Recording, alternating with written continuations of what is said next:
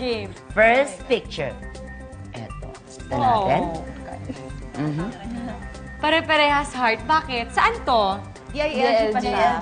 So, Yung Bureau of Fire Protection is under DILG. Okay. So, siguro isa yun sa mga pictures.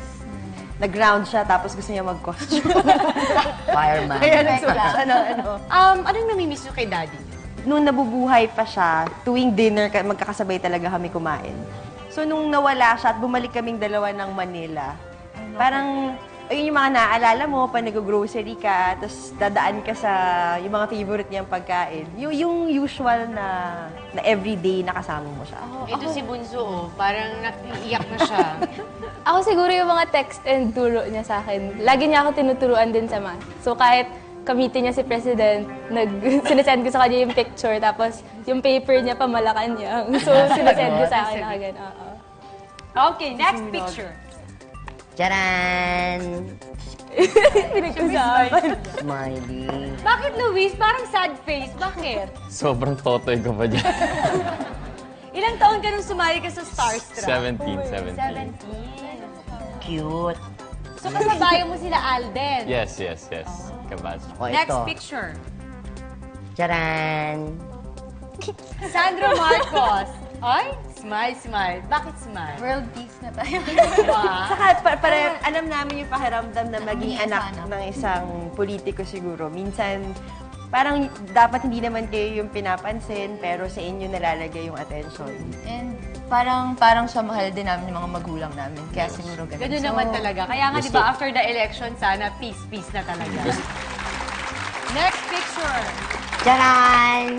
Yan. React din tayo. Bakit smile? Kasi, Gwapo pa siya dito. oo naman. Personal. Oo naman. Lalo na sa personal. Lalo na sa personal. Salamat. Next picture. Charan!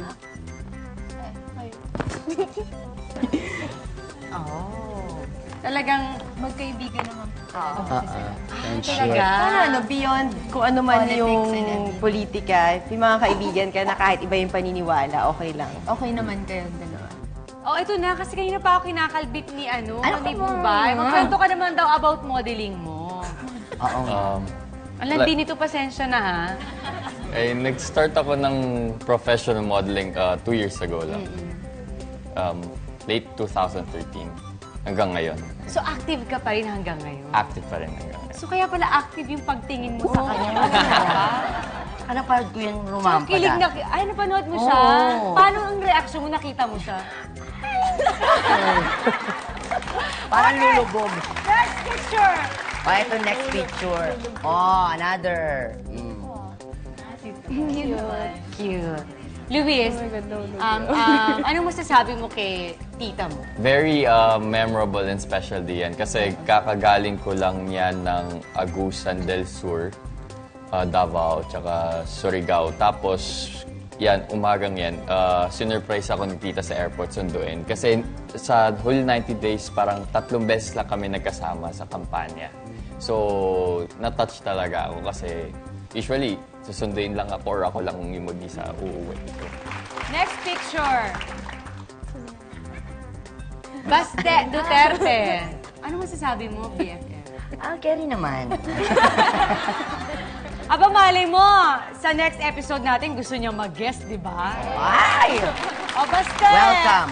Baka gusto mo mag-guest. O, next picture. Eto na, oh. Yan. iyon ang tunay na love team. Ay! Love team talaga, oh.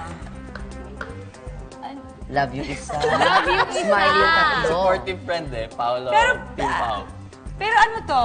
Ano masasabi mo dito? Sa sortie namin sa Cebu, I think first time namin magkasabay na out of town. Pero wala naman. Parang kapatid namin si Pao, so Kapatid lang? mahilig gumawa ng issue yung mga tao. Totoo naman, ang hilig nila mag-tag ng mga pangalan na pinagkakamit. Parang kayong dalawa. Tama. Anong reaction niyo doon? Nakakatawa nga kasi ngayon lang kami nagkakilala formally. Ah, Nakikita talaga? kami sa kampanya pero hindi kami Okay. nagkaroon ng chance sa magkakilala at magkakwentuhan. Tapos ngayon ko lang nalaman na may love team na gano'n na nangyayari. So, Sa Twitter. Kung akalain niyo yun, kayo hindi niyo alam, pero sila alam nila na love team kayo. talaga ang mga Pinoy eh.